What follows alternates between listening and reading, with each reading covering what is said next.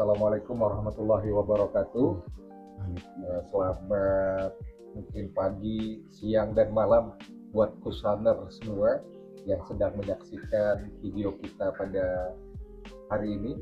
Alhamdulillah hari ini kita sedang bersama Abuya kita yang tercinta Habib Ali Al-Baiti sama pemilik PT Rizkuna 2 bersama Bapak Haji Ervan ya. Ini owner adalah owner pengusaha besi tua yang ada di Banjarbaru, dan alhamdulillah kita sudah berkumpul bersama. Kita sedang ngopi, ngobrol perkara ilmu kalau hari ini, karena beliau seorang pengusaha, dan kalau ini ngopinya perkara iman. Jadi ilmu dan iman kita gabungkan malam hari ini, maka akan terjadi suatu wadah yang mana kalian semua bisa mendapatkan ilmu, juga bisa mendapatkan iman. Nah, malam hari ini kita di kediaman Bapak Haji Ervan, sambil lihat-lihat tuh numpuk di sana luar biasa ya, besinya banyak sekali numpuk di sana. Usaha beliau yang sudah berjalan mungkin sudah bertahun-tahun, kita dengar ya bersama. Mungkin malam hari ini kita akan pengen tahu sebenarnya bagaimana beliau kok bisa sesukses sampai saat ini. Bahkan rumahnya ini lantai 2, insya Allah ke depan mungkin lantai 3, lantai 4, lantai 5 bahkan. Bisa 20 mungkin. Bisa 20 insya Allah. Ya. Sambil kita diskusi malam hari ini, kebetulan Buya juga bermitra dengan beliau, dan mudah-mudahan ini menjadi keberkahan bukan hanya untuk beliau berdua, tapi untuk kita semua mendapatkan ilmu dan belajar usaha, dan juga mendapatkan iman yang lebih ke depannya. Malam hari ini kita ngobrol. Ini kebetulan ada Bapak Haji Ervan, mungkin saya ngawali ke beliau dulu ya. Oh, boleh. Beliau dulu soal usaha beliau, nanti akan kita giring antara. Begini Bapak, ya. Kenapa usaha beliau kok bisa sampai besar kayak gini? Ya, itu yang mau saya tanyakan itu sebenarnya ke beliau. Jadi Pak Haji Ervan ya, kita manggilnya Pak Haji Ervan.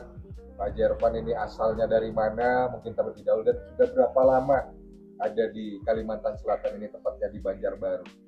Saya pengen tahu sampai sesukses ini ya. Sesukses ini. Kami persilakan. 16 tahun. Sudah 16 tahun Pak Haji Ervan. Kalau aslinya? Aslinya dari Madura, Sumeneb. Dari Sumeneb ya. Sumenebnya mana nih? Kalianget atau mana?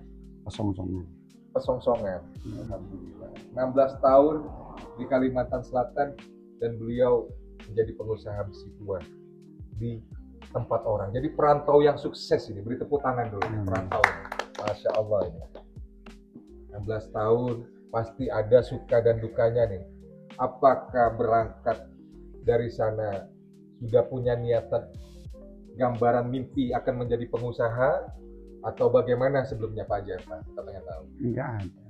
Cuma mungkin takdirnya di sini enggak ada. Kalau niatnya enggak ada. Bahkan mimpinya tidak pernah tahu bahkan jadi seperti ini ya. Iya. Masya Allah. Luar biasa ini. Mungkin hal apa yang bisa membuat Pak Haji Ervan ini sampai memiliki tumpukan besi seperti ini? Mungkin dulu kerja ikut orang atau bagaimana sebelum-sebelumnya, atau kerja apa terlebih dahulu sampai akhirnya menjadi seorang pengusaha besi tua di Kalimantan Selatan ini. Ikut orang besi tua juga, tapi habis itu bosnya lari. Akhirnya saya bisa mandiri. Oh, mandiri ya akhirnya. Mandiri. Gitu ya. Karena ikut orang terlebih dahulu, kemudian bosnya pergi gitu ya Pak. Iya.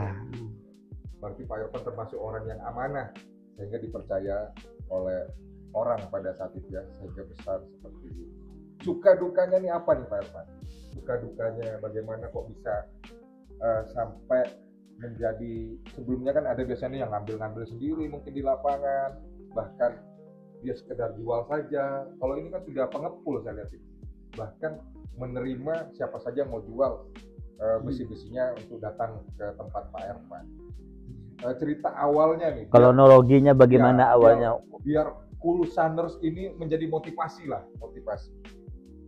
Semangat anak-anak muda sekarang ini kan banyak, setelah lulus sekolah bingung, bahkan yang putus sekolah juga bingung mau ngapain, kan seperti itu. Bagaimana nih cerita awalnya datang ke Kalimantan Selatan sampai bisa sekarang menjadi bos besi tua di Kalimantan Selatan?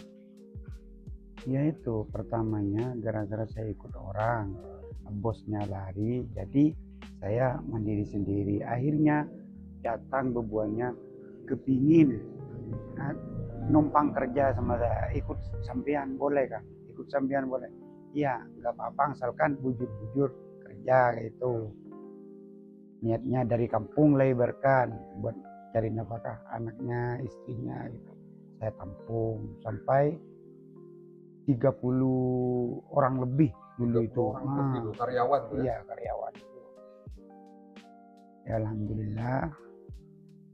Habis itu bisa saya dulunya kan saya ngontrak.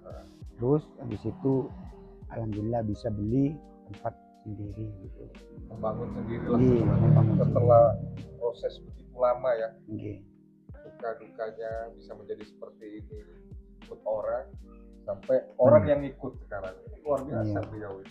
30 orang dari Pulau Jawa ya datang ke sini ya. Saudara-saudara atau teman mungkin.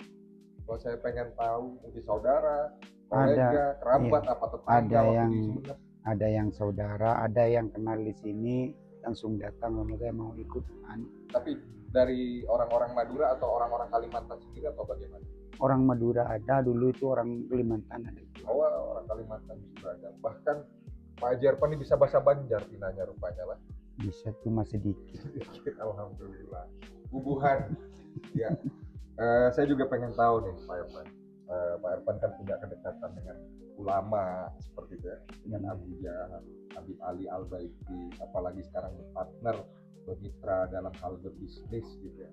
Mungkin hikmah apa yang diambil dari seorang perantau ketika menemukan guru di sini? Dan biasanya ada orang berbisnis nih butuh penasehat secara spiritual, agama yang sifatnya spiritualnya atau seperti apa? Ya tujuan saya akan mendekati sama guru-guru, sama para habaib ya. Saya kan dari Madura ke Banjarmasin, ibaratkan saya punya orang tua, tapi orang tua ada di kampung. Otomatis di kampung orang kalau mendekati sama guru, sama para habaib, kalau ada salahnya, hilapnya itu otomatis kan dinasihati. Kerjaan yang nggak baik jadi dibaikin supaya dapatnya manfaat. Berarti ada yang mengingatkan, iya, ketika salah ada yang mengingatkan supaya tidak kebablasan lah ibaratnya. Iya. Ini Abuya juga sudah bermitra dengan Pak Haji Arfan ya Abuya ya, sudah lama bahkan. Kita sekarang ngobrol-ngobrol santai sambil ngopi-ngopi.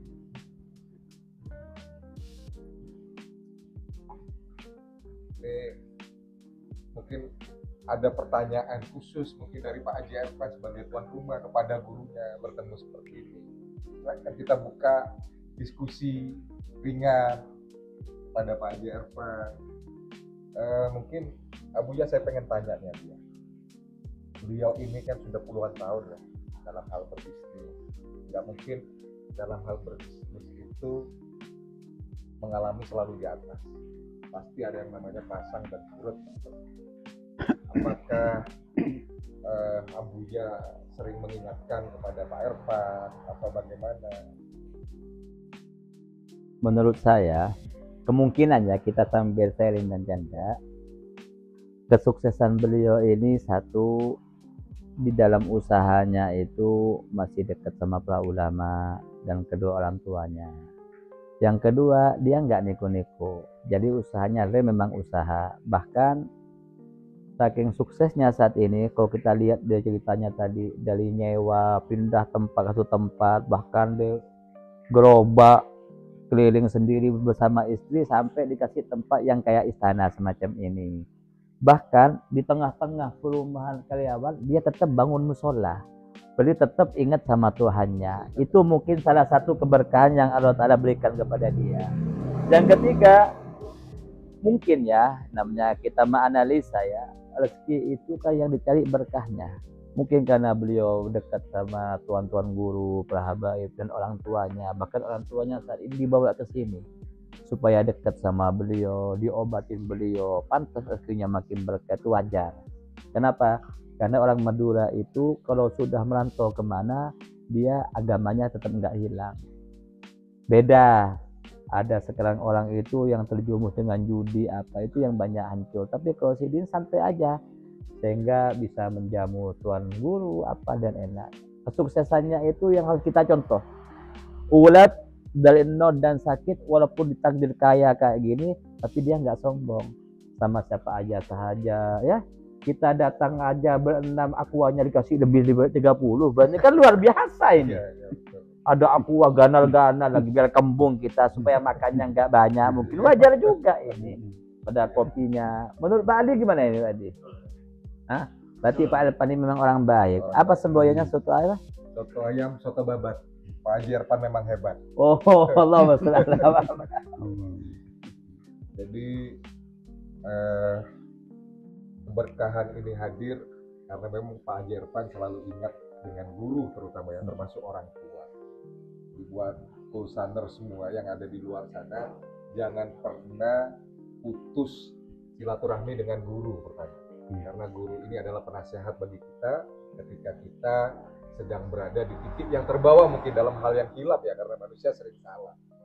Nah kemudian juga apalagi orang tua ya, selalu dekat dengan orang tua. Beliau sampai membawa orang tuanya datang ke Kalimantan Selatan agar bisa lebih dekat dengan beliau. Ini bisa jadi contoh buat Kulsaners yang ada di luar sana biar menjadi motivasi.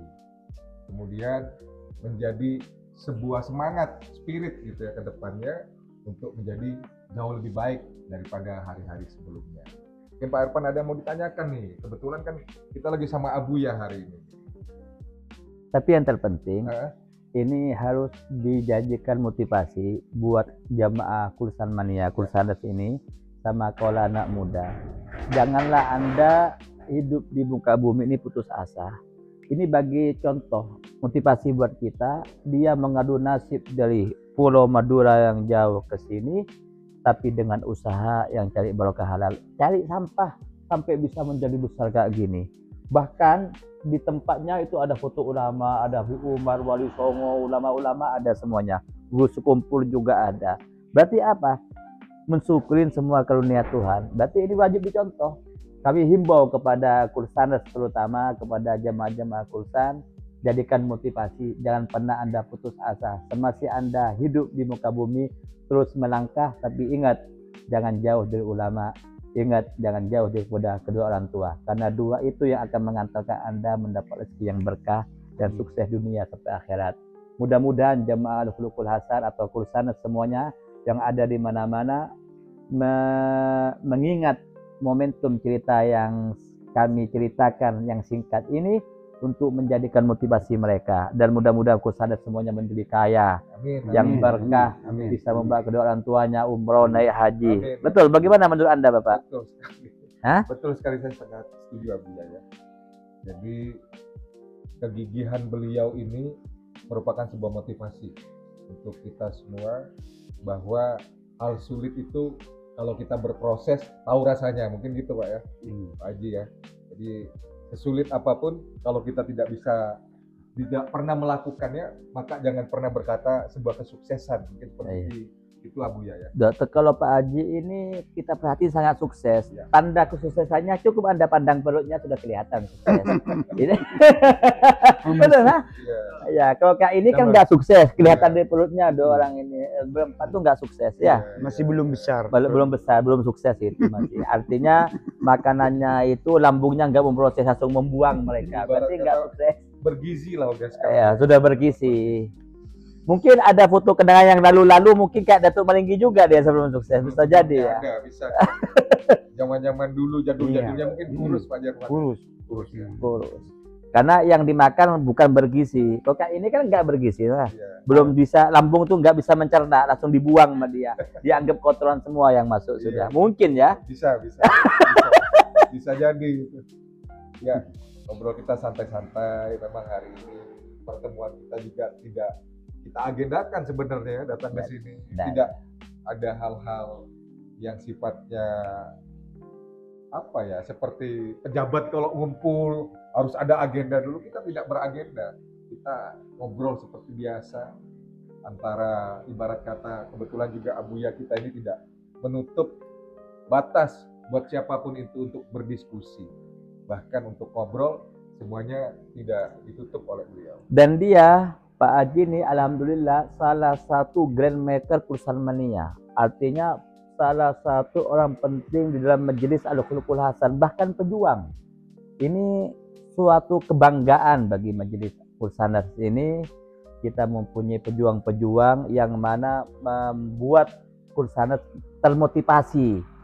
Kok bisa orang pendatang jadi sukses tapi dia suka majelis, suka ilmu, suka kepada ulama? Maka kita yang jadi pribumi ini harus lebih semangat dong. Betul. Bagaimana menurut Anda, Bapak? Setuju, saya sangat setuju. Beliau ini kedekatan dengan ulama luar biasa. Bahkan tadi saya mendengar beliau juga ibarat kata ikut andil ya, dalam hal ketika majelis Kursan ini mengadakan acara, beliau juga andil, masya Allah. Jadi tidak menutup kemungkinan di luar sana juga nanti ke depan pasti akan bertambah pengusaha-pengusaha ya, pengusaha-pengusaha untuk membackup majelis Rasulullah SAW. Karena majelis Rasulullah itu tujuannya bukan cari duit, tujuannya ada wadah bagi orang yang ingin dekat kepada Allah dan Nabi Muhammad. Dengan apa? Ya, dengan kemampuan mereka masing-masing. Ada yang dengan ilmunya, ada yang dengan tenaganya, ada dengan uangnya, ada dengan doanya. Maka itu semuanya adalah menjadi kesatuan yang dimiliki senjata ampuh untuk Kursanas ke depannya. Bagaimana menurut Anda? Mantap. Top ini. Menurut Anda, Bapak Adi, bagaimana Bapak Adi? Hah? Karena Adi ini, Bapak, salah satu murid saya yang pertama kali, dan dia yang mengabdi sama saya sudah hampir 13 tahunan ya. 13 tahun ikut sama saya. Kalau ini murid saya yang selalu dekat sama saya, tapi masih belajar. Masih kadang-kadang kemarin bawa tas ketinggalan sepeda, sudah masih, karena pikirannya ini biasa anak muda. Jadi ngelihatnya Abuya tapi di hatinya mau kawin. Bisa jadi kita wallahu a'lam. Tanya bagaimana yang kok bisa sampai tas-tasnya gurunya ketinggal, kelupa, gimana itu, apa pikirannya banyak masih? Oh lupa, kalau sudah ngomong lupa enggak ada hukum ya. Nah, hatta orang puasa makan 3 piring lupa enggak ada hukumnya, bebas. Baik, mungkin singkat saja dan kita tidak terlalu panjang ya diskusi malam hari ini. Ya setidaknya memberikan motivasi kepada yang lain bahwa semua harus berproses. Sulit itu harus dilewati, senang itu akan datang di kemudian hari, kan seperti itu. Jadi terima kasih banyak Pak Haji Ervan sudah memberikan tempat kita malam hari ini, dan juga Abuya kita tercinta Habib Ali Al-Baiti. Kita diskusinya ringan-ringan, alhamdulillah, dan mudah-mudahan Kursaners yang pengen diskusi juga bukan hanya Haji Ervan saja pengusaha ini, bahkan kita nanti akan bertemu dengan orang-orang lain ke depannya, akan berdiskusi. Tapi jangan lupa share dan subscribe. Jangan lupa nih ya, yang nonton Kursan Mania YouTube ini jangan lupa share dan subscribe. Dan juga yang lihat IG-nya Kursan Mania jangan lupa like juga, share semuanya. Bahkan TikTok-nya kita juga di-share untuk semuanya. Supaya apa? Nambah ilmu dan nambah keberkahan. Kalau nggak bisa sedekah duit, sedekah yang namanya share-share ini juga bentuk sedekah. Betul Abu ya? Betul. Alhamdulillah. Terima kasih banyak buat Pak Haji Ervan dan Abuya juga. Terima kasih semua yang juga sedang menyaksikan. Mudah-mudahan menjadi keberkahan buat kita semua. Wassalamualaikum warahmatullahi wabarakatuh. Waalaikumsalam warahmatullahi wabarakatuh.